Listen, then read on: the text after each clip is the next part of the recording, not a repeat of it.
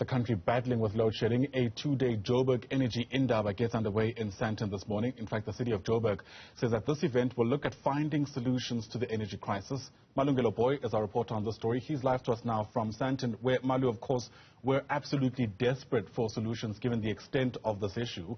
I wonder whether there are any signs of who might be involved in this two-day Indaba.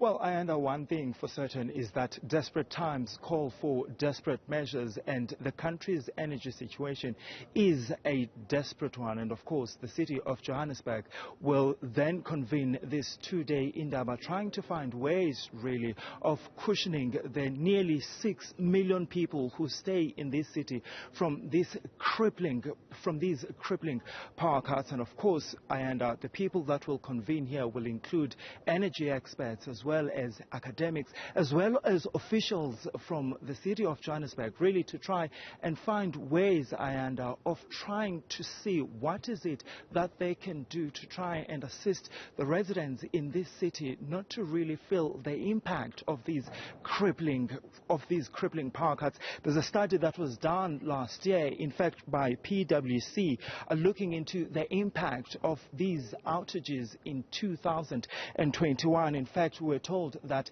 last year these power outages increased really by 38%, meaning we saw about 1,136 hours of power cuts in this country. And of course, we're told that there's about 400,000 jobs that were actually lost as a result of these power outages that the country continues to experience. And of course, then today, the delegates here will try to find ways really of what is it that they can do to assist the City of Johannesburg to mitigate the effects of this. We know that the load shedding has been devastating to the country's economy. Absolutely. And I imagine something also to be said, Malungelo, about cable theft in the City of Johannesburg, because that too, ironically, exacerbates an already complex problem.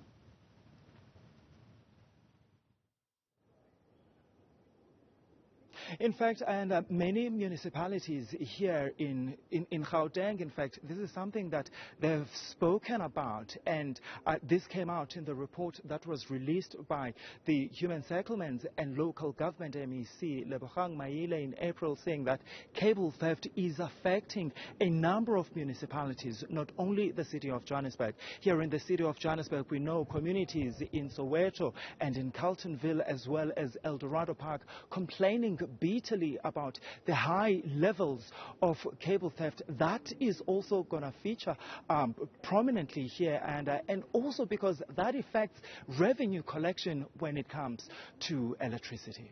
Booi, certainly an important event you're watching for us. He's live to us there from Sandton for this two-day Energy Indaba led by the City of Johannesburg and City Power, I imagine. Malungelo, once again, thanks very much indeed.